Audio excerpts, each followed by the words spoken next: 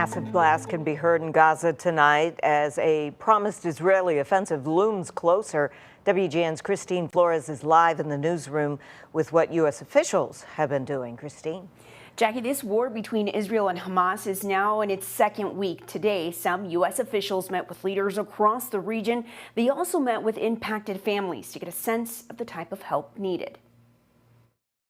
America will stand with its ally Israel, and I, along with my colleagues here, will lead the effort in the United States Senate to provide Israel with the support required to fully defend itself. U.S. Senate Majority Leader Chuck Schumer is leading a bipartisan U.S. Senate delegation trip to meet with high-level Israeli officials.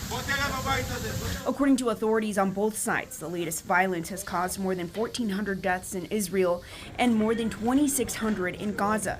Now, the Israeli military says it plans to expand their attack against Hamas fighters and tells residents to leave as it gears up for the next stages of its war with Hamas. Being on the ground, meeting with those who are impacted, those who have lost family, friends, and loved ones, I'm here to tell the world this is real. Israel supported the United States in our war on terror.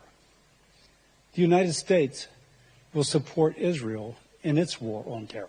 Since Thursday, U.S. Secretary of State Antony Blinken had been in the Middle East to meet with high-ranking officials. We came here with 4 key objectives: to make clear that the United States stands with Israel, to prevent the conflict from spreading to other places, to work on securing the release of hostages, including American citizens, and to address the humanitarian crisis that exists in Gaza.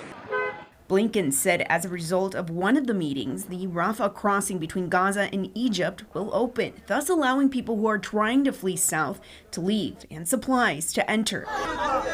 For those who can't get out, they're struggling to find food, water, and safety. Medics in Gaza are warning that thousands of people could die as hospitals reach capacity and are running low on fuel and basic supplies. Senator Schumer is confident a generous aid package could be taken up soon to help Israel. When I return to Washington, I'm going to direct Senators Murray, Reid, and Cardin, heads of the most relevant committees, to work with their ranking Republican members and the Biden administration to pull together a package that the Senate can take up as soon as possible, hopefully within the next few weeks. During his remarks, Blinken added that every nation he has spoken with shares the same goal of preventing an escalation and securing aid to civilians who are stuck. Live in the newsroom, Christine Flores, WGN News. Thank you, Christine. A Jewish service organization on the north side is collecting and packing supplies for people in Israel. Chabad of Wilmette put out a call for specific items: duffel bags and luggage, bandages, sleeping bags, binoculars, helmets, and more. Some people in the group have arranged a flight to transport these supplies to the front lines.